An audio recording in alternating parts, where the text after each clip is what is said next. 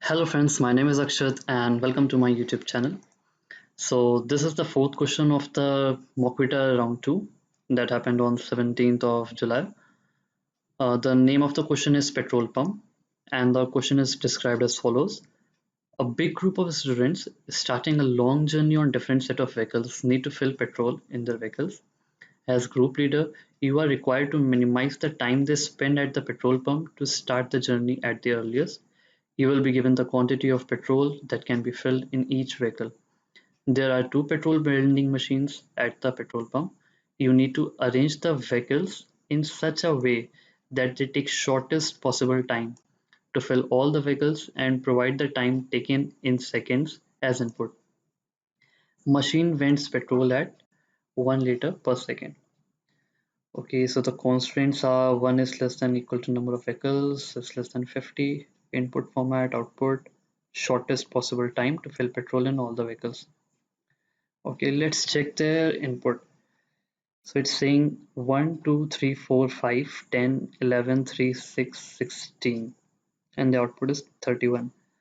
So the first petrol vending machine will cater to vehicles taking 16,643 and 2 liter of petrol, and the next one would be 11, 10, 531. So you can see here that the time took by the first petrol vending machine is 31 second and from the next is 30 second. And if you calculate the sum of all this list, then it will fetch you a value of 61 second, or you can say 61. So this question is basically an extension of the minimum subset sum difference problem. You can search it on Google. It is a very popular question. It can be implemented both through dynamic programming and the recursion. So what is it is basically saying, suppose you have the input value as 1, 2, 3, 4, and 5. So you have to find the minimum, you have to find the set which will provide you the minimum difference when subtracted the subset, the sum of the both the subset. So suppose you will get one subset as 4 and 3 and the other subset as 1, 2 and 5. So 1 plus 2 plus 5, it will fetch you a value of 8, and 3 plus 4 will fetch you a value of 7. So the what is the maximum between the both? It is 8. Okay. So how would you approach to this problem? First of all, this is the first category of the problem is you can see that with here we have to do a subset sum. And what is the target value here? Here the target value is the total sum of the array divided by 2. Here the total sum of the array is 15, and if you take a floor value of it, you will get a value of 8, since 8.5 into 2 equals to 15 and the floor division would give you 8. So this is the you have to find the subset sum of this list to fetch this value. Okay, now the other extension to the subset sum problem is you have to find the subset, the two subset, which will, after performing the sum operation on both the subset, will fetch the output which will get you the minimum difference. So the difference between these two is 1. So this is basically a very good problem. So let me explain you a little more intuitively. Okay, here it should be 1. So what here we are doing is basically we are making a table, or you can say a better word would be a memorization table that we use in the dynamic programming. So I'm taking here all the values of 0 to 15 in the row, in the head row. This is the sum value. This would be the sum value of the element 1, 2, 3, 4, 5. So I'm basically taking the element 1, 3, 5, 2, and 4. It's in a shuffled manner, so I can explain you more elaborately. So the first value, the fault, what we have done first, we have initialized the first column 1, the value of first column is 1. We have initializers, and the value of first row to be 0, except the 0 0 part. Okay, so let's come to the first index. We will start from the first index and we will check, can we make a can we make a sum of 1 by using 1? Of course we can. So we'll simply put a 1 on it. And can we make a 2 from 1? No, we cannot. So it's 0. Can we make a 3 from 1? No, we cannot.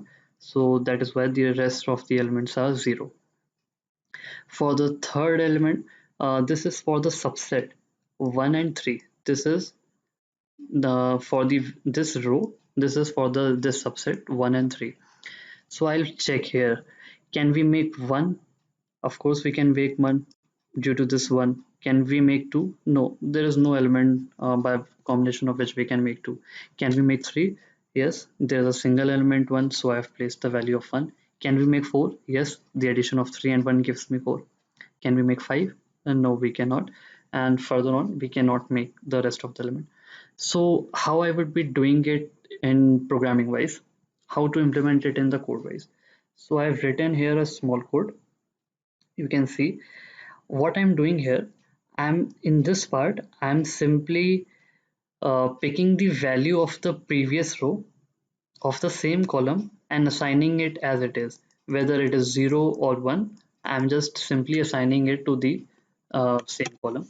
So suppose for 1, we are checking for the we are checking for the previous column, and we have put a 0 here. Okay, earlier it is 0.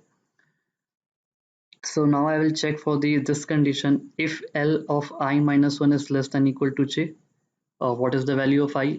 The value of I is 1, and the value of I minus 1 would be 0. So I will check L is this. This is basically L, this list. So I minus 1 is 0. L of 0 is 1. So is 1 is less than equal to j? What is j? J is also 1. Yes, 1 is less than equal to j. So this condition comes to false, comes to true. So now I'll go to check the IDX part.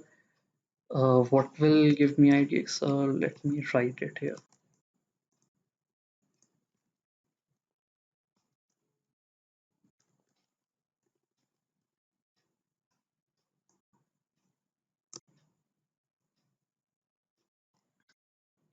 IDX equal to 1. Okay, yes. So the IDX is j minus L of I minus 1. Uh, what is I? I is I is 1 and I minus 1 is 0. So I minus 1 equal to 0. What is j? J is also 1, because I will first be I'll be starting the loop from the 1 value. So the initial value of j is 1. So it will check 1 minus 1. It will fetch this value idx. So what it will fetch? It will get the value of j is equal to 1 and L of I minus 1. L of I minus 1. So what would be L of I minus 1? It would be here, you can see that it is 1. So it will give 1. Okay. So now I will be subtracting both of them. So 1 minus 1, that will give you 0. So now it will go, uh, what this is doing, this will go to the j minus L of I minus 1 column. So it will see here I minus 1, that is the previous row, idx, that is the this column. This column is 0 here. We have calculated that is 1 minus 1 is 0. And what you can see here, the value of 1 minus 1 is 1. So the value of dp of I of j would be 1. And how would be that? Because we are here doing the OR operation, performing the OR. You know, in the OR operation, if any of the value is 1, then we will get 1. Since here it is 1, then after performing the OR operation with 1 and the previous 0, it will give me 1 over here. This is what I'm doing for all of the values. So let me give you one more for the third value. This is 3.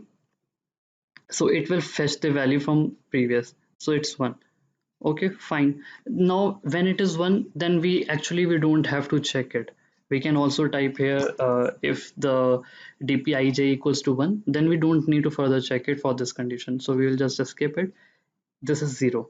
Okay, this value is 0. So now we will again go to through it. So I will first find out the value of I. uh, for the next iteration, I would be equal to 2. So I minus 1 will be equal to 1. J, what is J? J would be here 2. Okay, so value of J equals to 2. L of I minus 1, I minus 1 is 1. So L of I minus 1, here we will check the value, it is 3. Okay, okay, sorry. So this condition will, we won't be entering this for loop. We won't be entering this if condition. Why? Because I've already put this condition. If L of I minus 1 is less than equal to J. So L of I minus 1 is 3, and is it less than J? No, it is not. So this condition will give me a false. Yeah, I just forgot it. Sorry.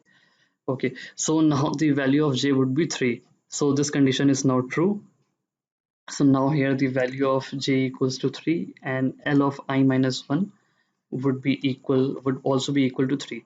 So we will the IDX the value on the IDX would be 0, since J minus L of I minus 1 would give me the value of 0.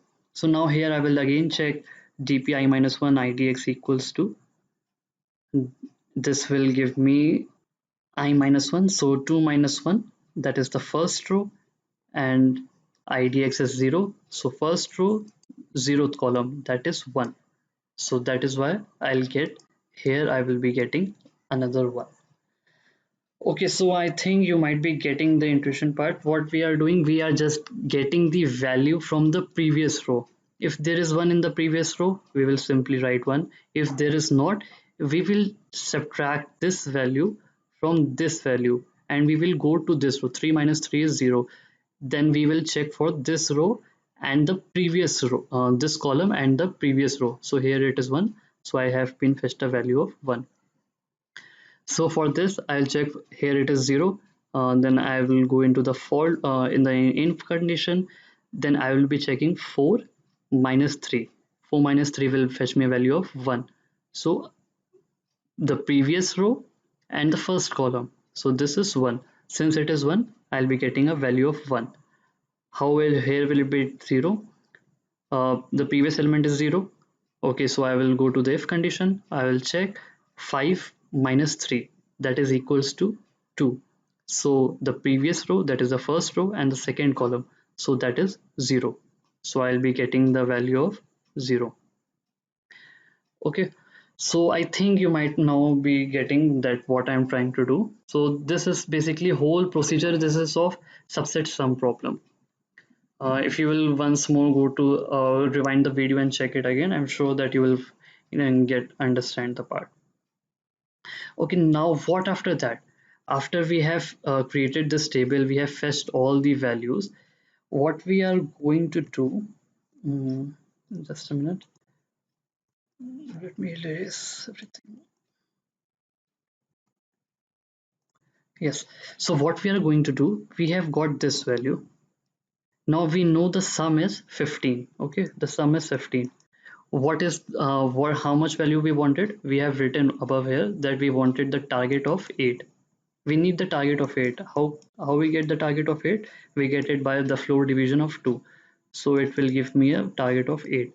So I want the subset sum value of 8. So I'll again take a loop, and I'll start checking from the 8th column. Okay, 8th column, that is this column. I'll check here. If here it is 1, okay, if here it is 1, then I'll simply break it. And then what would be my answer? My answer would be 15 minus 7.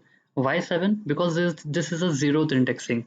So the where the value is 8, it's actually 7.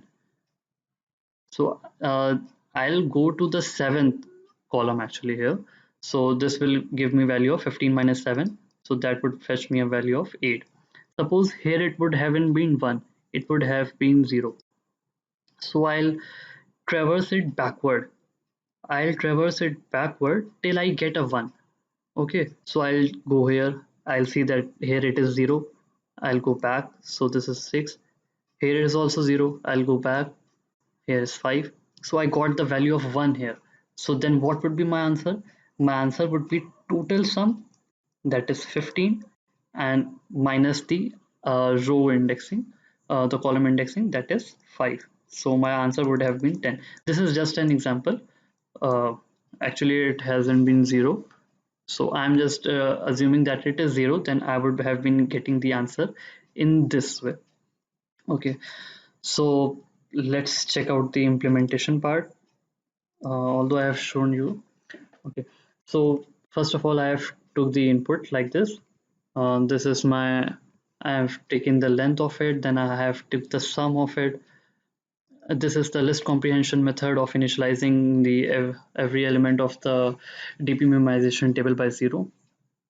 Here I'm initializing every value by 1. Like here it is, I'm done. Initialized every value of 1, of the first column. This is actually not needed because I've already initialized by 0, but then also for just for easy handling, you can do this. The first row is 0. Okay, so for I in range n plus 1. So what is I in range n plus 1 actually? It is actually going from 1, 3, 5 to 4, n plus 1. Okay, so you must be getting n plus 1. N is the length of this list, that is 5 if in the for this example.